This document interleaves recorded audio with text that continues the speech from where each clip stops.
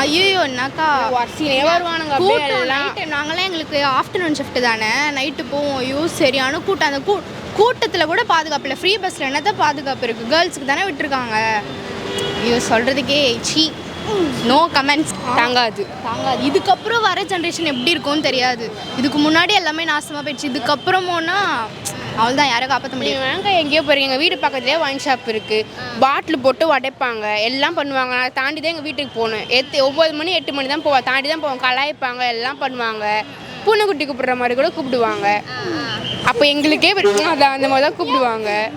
அப்போ என்ன சொல்கிறீங்க? அப்போ அதெல்லாம் கொஞ்சம் ஒரு டைமிங் வச்சுருக்கலாம்ல. இல்லை அந்த மாதிரி பப்ளிக் பிளேஸில் கூட இந்த மாதிரி பொண்ணுங்கள்லாம் வராங்க, அந்த இடத்துல சில இடத்துல க்ளோஸ் பண்ணி வைக்கலாம். எல்லா இடத்தையும் திறந்து வச்சுக்கிறானுங்க. இப்போ மறுபடியும் அவர் வந்தேன்னா அவரும் கவர்மெண்ட், அவருக்கு வருது இல்லை சம்பளம். ஸோ அதனால அவர் வந்து அந்த ஓப்பன் பண்ணி வச்சுருப்பார்.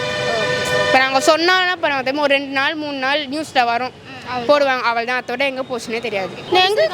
எங்கே இருக்கிறாங்க போலீஸே சேர்ந்து குச்சின்னு தான் இருக்கிறாங்க. உங்களுக்கு தெரியாது அதெல்லாம்.